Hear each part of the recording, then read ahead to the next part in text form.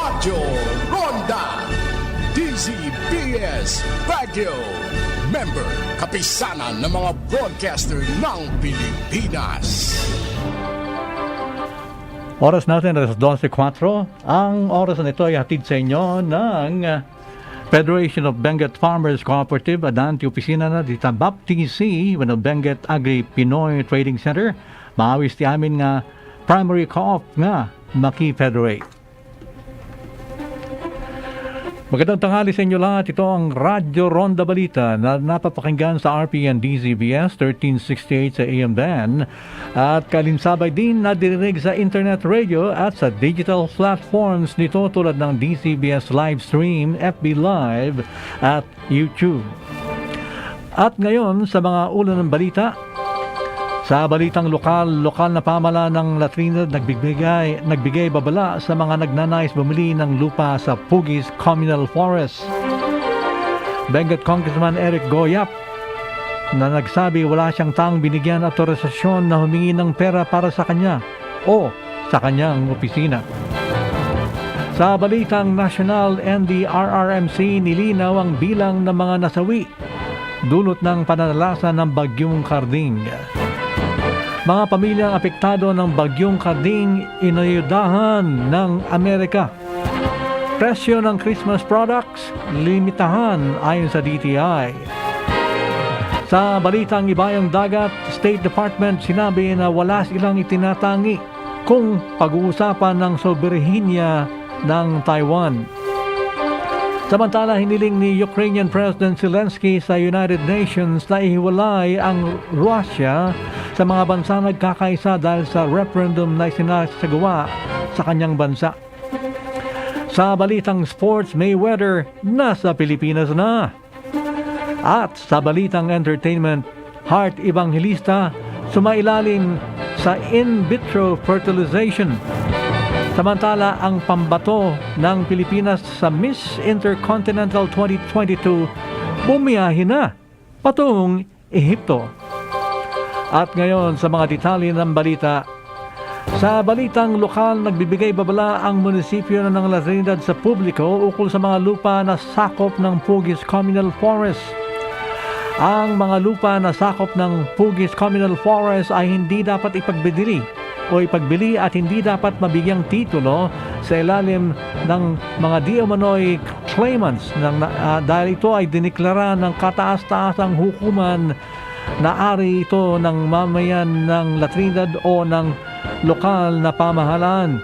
Ang nasabing kautusan ay pinalabas ng Supreme Court sa petsang Marso 16 taong kasalukuyan na nagpapahayag na ang dalawang parcel na lupa na may sukat na 123,935 at 56,553 square meters ay hindi pwedeng mapatituluhan sa ilalim ng mga nasabing claimants. Ayon sa ruling ng Supreme Court, ang mga nasabing lupa ay pag-aari ng lokal na gobyerno o ang mga mamayan ng nasabing munisipyo. Samantala, nanawagan si Benguet Congressman Eric Goyap sa mga kanyang nasasakupan na huwag bigyang pansin ang nagngangalang Mr. and Mrs. Paliago na di umano ay nanghihingi ng pera sa ibang tao. Ayon kay Congressman Yap, ginagamit ng mga taong ito ang kanyang pangalan at ang kanyang opisina sa paghingi ng pera. Sinabi ni Yap, ang mga taong ito ay walang kaugnayan sa kanya at maging sa kanyang opisina. Samantala, kinilala ni Benguet Governor Melchor Diclas ang mga ginagawa ng kapulisan ng probinsya upang maitaguyod at mapalakas ang police relations sa Reyon Cordillera. Ang nasabing police units at opisyal ng kapulisan ay binigyan parangal ng Police Regional Office Cordillera noong isinagawa ika-27 Police Community Relations Month noong July 2022 na tumalo sa 5 pang Police Provincial Office sa nasabing reyon. Natamo ng Benguet Police Provincial Office ang Outstanding Police Provincial Office sa larangan ng Police Community Relations sa taong 2022. Samantala, ang probinsya ng Benguet ay nagtamo ng 2nd Provincial Mobile Force Company bilang Outstanding Provincial Police Force Company in Police Community Relations for 2022 at ang Bugyas Municipal Police bilang Outstanding Municipal Police Station in Police Community Relations sa taong 2022. Ang mga parangal ay tinanggap ni Police Colonel Damian D. Olsing, ang officer in charge ng Benguet Police Provincial Office, ni Police Lieutenant Colonel Benson B. Macleing, ang Police Force Commander ng 2nd PMFC, at si Police Major Jeremiah R. Benito, ang hepe ng Bugyas Municipal Police Station. Isang may sakit sa munisipyo ng Bukod ang binigyang tulong ng kapulisan nito kamakailan lamang. Ang binigyang tulong ay si Ginang Belen Ampik, isang residente ng Sitio Abat, Banao, Ambuklao, Bukod. Ayon kay Police Captain Gilbert Anselmo, ang acting police chief ng Bukod Municipal Police Station, nagbigay sila ng groceries at bigas para kay Ginang Belen na sumailalim ng head surgery kamakailan lamang. Ang nasabing tugon ng lokal na kapulisan ay parte ng kanilang programa na tinawag nilang tulong sa may kapansanan at may karamdaman. Ang nasabing kontribusyon ay isang gawaing bayanihan ng kanilang kapulisan kung saan ang pondo at ang kusang pagbibigay tulong ay galing sa kanila at sa kanilang nasasakupan. That news was brought to you by ACS Manufacturing Corporation, ISO certified world-class quality. ACS. Ngayon, sa balitang nasyonal, pumalo na sa 3 milyong piso ang halaga ng pinsalang idinulot ng pananalasa ng Bagyong Karding sa sektor ng infrastruktura. Sa datos ng National Disaster Risk Reduction and Management Council, kabilang sa napinsala sa sektor ng infrastruktura ang mga tulay, kalsada at mga gusali na nasira dahil sa malakas na hangin at pagguho ng lupa.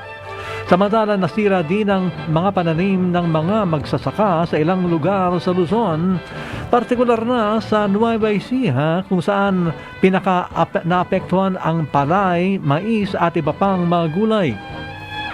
Ayon sa NDRRMC, posible pang madagdagan ang halaga ng pinsala sakaling makuha na ang opisyal na report mula sa iba't ibang rehiyon na matinding hinagupit ng Bagyong Karding.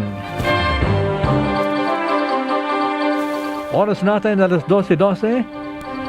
That time check was brought to you by ACS Manufacturing Corporation, ISO certified world-class quality. ACS. Tuloy-tuloy ang ating balitan sa Radyo Ronda Balita. Dapat nang ikonsidera ngayon pa lamang ng Department of Agriculture ang pag-aangkat muli ng bigas sakaling maberipika ang matinding pinsalang dulot ng Bagyong Karding sa mga palayan sa gitnang Luzon. Para kay Albay Representative Joey Salceda, dapat nang mag-advance order ang Pilipinas ng imported na bigas bilang paghahanda sa pagtaas ng presyo lalo't humihina na ang piso laban sa dolyar. Ayon kay Federation of Free Farmers National Manager at Agriculture Secretary Raul Montemayor, dahil bumaba ang halaga ng piso, asang mas magiging mahal ang imported rice. Ito anya ang dahilan kaya't dapat nang ilarga ng gobyerno ang subsidiya at income support para sa mga magsasaka upang makapagsimula muli silang makapagtanim. Una nang tiniyak ni DA spokesperson at Undersecretary for Consumer and Political Affairs Christine Evangelista na may sapat na rice stocks ang bansa dahil sa mga naunang import at nagpapatuloy na anihan. Kayunman, batay sa projection ay aabutin lamang ng 2.5 buwan ng stock ng bigas ng bansa, malayo sa kinakailangang 100 araw na buffer stock na requirement upang mapunan ang pangailangan sa susunod na taon kasabay ng planting season. Sa iba pa nating balita, nagpadala na ang Estados Unidos ng family food packs at shelter tarpaulins para sa mga pamilyang naapektuhan ng Super Typhoon Karding. Ayon sa US Embassy, pinamahagi ang mga food packs at shelter tarpaulins sa mga pamilyang apektado sa Calabarzon sa gitnang Luzon sa tulong ng World Food Program at International for Migration Philippines. Tumulong na rin ang U.S. Agency for International Development Philippines sa National Emergency Telecommunications at Logistic Operations. Bukod sa Amerika, nagpayag na rin ng kahandaan tumulong ang ni Australian Ambassador Designate to the Philippines, Hai Kyung-yu, para sa recovery ng mga lugar na nasalanta ng kalamidad. Nilinaw ng National Disaster Risk Reduction and Management Council, NDRRMC, na nananatili sa 8 ang bilang ng mga nasawi, bunsod ng pananalasa ng Bagyong Karding sa Luzon. Kasunod ito ng report sa kanilang Operation Center na may nasawi sa Bataan dahil kay Typhoon Karding. Ayon sa NDRRMC, 0 casualty ang lalawigan ng Bataan at patuloy pa rin nilang bineberipika ang napaulat na nasawi. Sa ngayon, 8 ang opisyal na bilang ng mga nasawi sa Bagyo, kabilang na ang isa sa Quezon, 2 sa Zambales at 5 rescue na nasawi naman sa gitna ng kanilang operasyon sa San Miguel, Bulacan. Pumalo na sa 3 milyong piso ang halaga ng pinsalang idinulot ng pananalasa ng Bagyong Karding sa sektor ng infrastruktura. Nabasa na natin to. So, medyo itaas-taas pa natin ng konti. Naglabas na ng show cause order ang Land Transportation Office laban sa mga driver at may-ari ng 2 SUV na sangkot sa magkahiwalay na insidente ng hit and run sa Parañaque City. Nilagdan ni Attorney Clarence Ginto, Acting Director ng LTO Law Enforcement Service at Regional Director ng LTO NCR, ang mga show cause order laban kina Raymond Saparan, Rodolfo Cudyamat at Visitacion Yugo.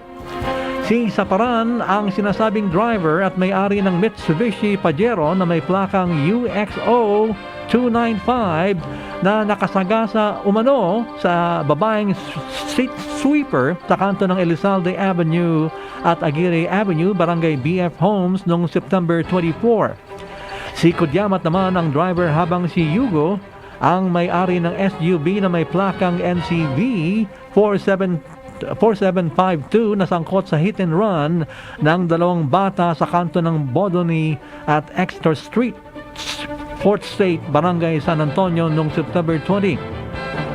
Patay sa naturang insidente ang 3 taong gulang na babae habang sugatan ng kasama nito. Kinundo na naman ni LTO Chief Chopilo Guades III ang mga nasabing insidente at tiniyak na mananagot sa batas ang mga sangkot at sakaling mapatunayang guilty ay hindi na papayagang kumuha ng driver's license. 2 patay sa pamamaril ng isang driver security guard sa bahay ng executive na controversial na Pharmaceutical Corporation sa Forbes Park Subdivision, Makati City. Kinilala ang mga biktima na sila J.R. Tomenyo at Eugene Sethar, habang ang suspect ay si Julius Cortez, pawang mga gwardya sa number 14 Nara Street, South Forbes Park. Naganap ang insidente sa inupang bahay ni Parmali Executive Rose Nonolin mag-alas 10 noong Lunes ng gabi. Ayon sa National Capital Region Police Office o ang NCRPO, agad silang nagpadala ng Special War and Tactics personnel at Tactical Motorcycle Riding Units upang rumisponde sa tawag ng isang concerned citizen. Gayunman, patay na ng madatnan si Sethar dahil sa tama ng bala sa ulo at ang kanyang kasamang si Tomeneo na tinamaan sa baywang habang hindi na rin naabutan ang suspect. Na-recover ng NCRPO at Makati City Police sa crime scene ang ilang basyo ng bala ng 9mm pistol. Nasakotin naman kahapon ng mga otoridad si Cortez at maharap sa kasong murder at theft. Sa salaysay ni Bernard Saking, household staff at Jomar Sol, household security, lasing ang suspect at tagahanap ng ulam sa kusina pero walang nakitang pagkain at biglang pinagbabaril ang mga biktima. Malapit lamang din sa ang pinangyarihan ng insidente sa bahay ni dating economic advisor Michael Young, isa pang major player sa Bermabe fiasco na nagtago. Sa parehong kalye rin lamang ang family mansion ni Pangulong Ferdinand Bongbong Marcos Jr. Ang oras natin alas 12:19 na ng tanghali. That time check was brought to you by ACS Manufacturing Corporation, ISO certified world-class quality. ACS. Samantala sa iba pang balita sa Radyo Ronda, nilimas ng isa ay di umano'y scammer ang 76,000 pesos na nalikom na donasyon para sa pagpapagamot ng 63-year-old na street sweeper na na-hit and run sa Parañaque City. Nagulungan si Doren Bacos ng isang puting Mitsubishi Pajero sa BF Home Subdivision noong September 24. Ayon sa mga otoridad, nagtulong-tulong ang ilang artista at concerned citizen upang makalikom ng perang pampagamot kay Bacos sa pamamagitan ng GCash.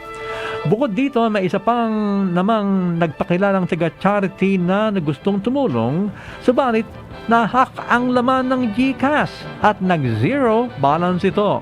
Nagsasagawa na ng investigasyon ng PNP Anti-Cybercrime Group sa naturang insidente. Ito ang Radyo Ronda na papakinggan sa RPN DCBS 1368 sa iyong AM band at kalinsabay na nadidinig din sa internet radio sa digital platforms ng RPN tulad ng DCBS Live Stream, FB Live at YouTube. At ngayon dumako naman tayo sa balitang international sa wikang Ingles. At the State Department said the United States does not take a position on Taiwan's sovereignty under Washington's One China policy. The remarks came days after U.S. Secretary of State Antony Blinken met with Chinese Foreign Minister Wang Yi in New York on the sidelines of the United Nations General Assembly, where Blinken told Wang Washington's One China policy has not changed. While Washington has not agreed to take any position regarding sovereignty over Taiwan, Monday's statement from the State Department is a rare public comment. For decades, the United States has been clear that its decision to establish diplomatic relations with the PRC in 1979 rested on the expectation that the future of Taiwan will be determined by peaceful means as stipulated in the Taiwan Relations Act. The United States said it remains committed to its long-standing bipartisan One China policy guided by the Taiwan Relations Act, the 3 joint communiques, and the 6 assurances. Chinese officials have rejected the Taiwan Relations Act, calling the United States law governing its relations with Taiwan illegal and invalid. In other news developments overseas, Ukrainian President Zelensky told the United Nations Security Council Tuesday that Russia must be isolated internationally for its sham referendums in his country. More sanctions should be imposed on Moscow, he said, and it should be deprived of its veto at the United Nations Security Council and suspended from all international institutions. If Moscow annexes these territories, Zelensky said it will mean that there is nothing to talk about with the president of Russia. Ukraine, the United States, and other Western countries have denounced the referendums as illegal. International recognition is highly unlikely. Meanwhile, UN political chief Rosemary DiCarlo told the council members that the referendums are not a genuine expression of the popular will. Meantime, Russian news agency RAA Novosti reported Tuesday that with about 1/5 of the vote counted from the 5 days balloting in Donetsk, Luhansk, Zaporizhzhia, and Kherson, more than 97% of voters in all 4 regions favored annexation. Together, the regions make up about 15% of Ukrainian territory.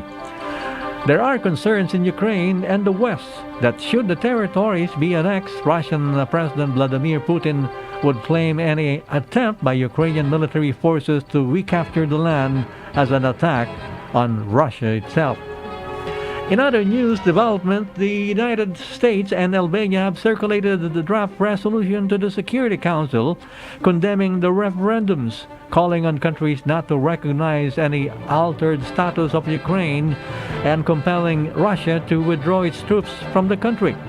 U.S. Ambassador Linda Thomas-Greenfield told reporters after the meeting that she hopes to seek a vote in the Security Council either late this week or early next week. In other news developments, this time in Tallinn, Estonia, about 98,000 Russians have crossed into Kazakhstan in the week since President Vladimir Putin announced a partial mobilization of reservists to fight in Ukraine. Kazakh officials said Tuesday as men seeking to avoid a call-up continued to flee by land and air into neighboring countries. Kazakhstan and Georgia, both part of the former Soviet Union, appear to be the popular destinations for those crossing by car, bicycle, or on foot. Those with the visas for Finland or Norway have also been coming in by land. Plane tickets abroad had sold out quickly despite steep prices. Russia's defense ministry has said that only about 300,000 people with prior combat or other military service will be called up, but reports have emerged from various Russian regions that recruiters were rounding up men outside that description. That fueled fears of a much broader call-up, sending droves of men of all ages and backgrounds to airports and border crossings. In other news, Ukrainian female fighters who recently met with U.S. State Department officials and members of Congress said they witnessed war crimes committed by Russia during its war on Ukraine. During an interview with the VOA, two Ukrainian warriors detailed personal stories and first-hand information on atrocities committed by Russian troops. UN investigators have said there is evidence that Russian forces who invaded Ukraine in February 2022 committed war crimes. The Independent International Commission on Inquiry on Ukraine presented its findings on Friday, September 23, to the United Nations Human Rights Council. Russia has repeatedly dismissed accusations of abuses during its war on Ukraine. Ngayon, dumako naman tayo sa balitang palakasan o sa sports news. Nasa Pilipinas na ang American boxing legend na si Floyd Mayweather. Dumating sa bansa kagabi si Mayweather sakay ng kanyang Gulfstream jet mula sa kanyang matagumpay na exhibition match sa Japan.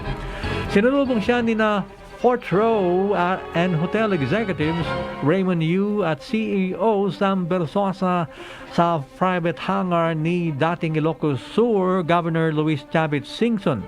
Nabatid na naimbita ng undefeated US boxer ng isang health and beauty product company na Fourth Row upang maging brand ambassador. Nakatakda ring bumisita si Mayweather sa ilang private resort sa bansa para sa iba pang events ng kumpanya. Ikinutuwa naman ni Mayweather ang pagbabalik sa Pilipinas at sinabing nag-i-enjoy siya sa pagbisita sa bansa. Balik na sa basketball court ang veteranong manlalaro na si Andre Iguodala. Ito ay matapos lumagda muli ng deal si Iguodala sa Golden State Warriors. Nabatik na pinag-isipan pa noon ni Iguodala na magretiro. Pero nagbago siya ng isip matapos alokin ng koponan para sa isang pre-season games kontra Washington Wizards. Kasama ang manlalaro ng Warriors team sa paglipad nito patungong Japan para sa isang pre-season games. Bumagsak sa ika-14 na isang pwesto ang world ranking ng national basketball team na Gilas Pilipinas. Ito ang inanunsyo ng International Governing Body para sa basketball kaugnay sa paglalabas ng latest rankings ng mga bansa kasunod ng fourth window ng 2023 FIBA World Cup qualifiers iba't ibang pang-continental championships. Samantala, bago ito nakapwesto, ang Pilipinas sa ika-13 pwesto sa buong mundo, ngunit mas mataas pa sa Pilipinas ang ranggo ng Korea, Jordan at Japan sa Asia-Pacific region. Ito ang Radyo Ronda Balita na napapakinggan ninyo sa RPND-CBS sa 1368 sa AM band at kaalinsabay din na dininig sa internet radio at sa digital platforms ng RPN tulad ng live streaming FB Live at YouTube. Samantala, dumako naman tayo sa balitang entertainment. Naibahagi ng aktres na si Heart Evangelista sa The Official Philippines na sumailalim na siya sa in vitro fertilization o tinatawag na IVF treatment at 3 injections kada araw ang ini-inject sa kanya. Natapos na si Evangelista ang 2 linggong IVF injection na kung saan pwede na siyang magkaanak. Naikwento niya na mahirap at masakit ang proseso ng nasabing injection. Napatanong ang artista kung handa na ba siya para magkaanak o gusto niya lang ng anak dahil sa paligid at kultura ang nagdidikta na dapat magkaroon na siya ng anak. Subalit sa kasamaang palad noong 2018 nakunan ang actress at tinawag niya itong worst day of my life. Gayunpaman, nasa Paris na si Heart para sa Paris Fashion Week Spring o Summer 2023. Ang oras natin, alas 12:30 na ng tanghali. Ang oras na ito ay hatid sa inyo ng Regasco Gas, free delivery, iti LPG gas cylinder. Tumawag kayo lang iti cellphone number 0949-302-9226 when 0968-262-7284. Tuloy-tuloy ang balita natin sa Radyo Ronda Balita. Bumiyahe na patungong Ehipto ang pambato ng Pilipinas para depensa ng corona sa gaganaping Miss Intercontinental 2022. Suot ng beauty queen na si Gabriel Basanio ang isang modern Filipiniana attire na pinarisa ng brown skirt kung saan target niyang masungkit ang back-to-back win sa prestigyosong international pageant ngayong taon. Matatandang nito lamang Lunes umalis ng bansa ang Borongan Eastern Summer Beauty Queen halos 1 linggo lang matapos ang kanilang send-off event.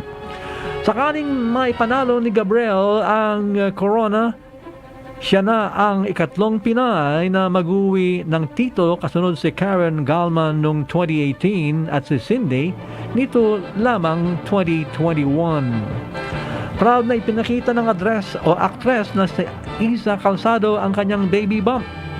Sa isang Instagram post, ibinahagi ni Isa ang kanyang larawan habang nagpaparaw sa isang parke sa England. Inilahad ng actress ang kanyang first pregnancy experience kung saan sinabi nito na everything is part of the journey. What a wonderful ride life is. Remember that no matter how dark the night, the sun always rises. Nabatid na ito ang ika-4 na buwan na pagbubuntis ni Isa.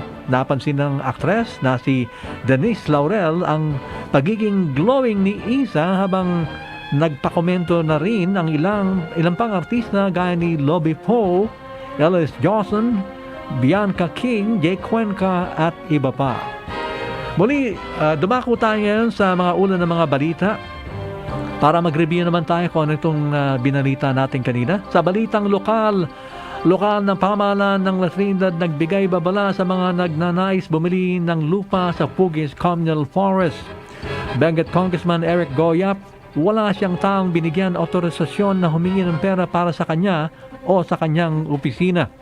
Sa balitang national, NDRRMC nilinaw ang bilang ng mga nasawi dulot ng pananalasa ng Bagyong Karding. Mga pamilyang apektado ng Bagyong Karding inayudahan ng Amerika. Presyo ng Christmas products, limitahan ayon sa DTI. Sa ibayong dagat, State Department sinabing wala silang itatangi kung pag-uusapan ang soberhinya ng Taiwan. Hiniling ni Ukrainian President Zelensky sa United Nations na ihiwalay ang Russia sa mga bansang nagkakaisa dahil sa referendum na sinasagawa sa kanyang bansa. Sa balitang pampalakasan, Mayweather nasa Pilipinas na. At sa balitang entertainment, Heart Evangelista sumailalim sa in vitro fertilization.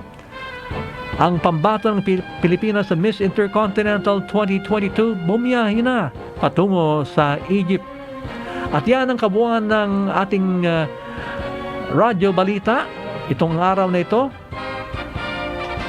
Sa ngalan po naman ng mga news writers ng RPN DZBS at ng DWIC, ito po ang inyong lingkod si Jimmy Bermabe, nagsabing magandang tanghali sa inyo lahat. Oras natin alas 12:34. That time check was brought to you by ACS Manufacturing Corporation.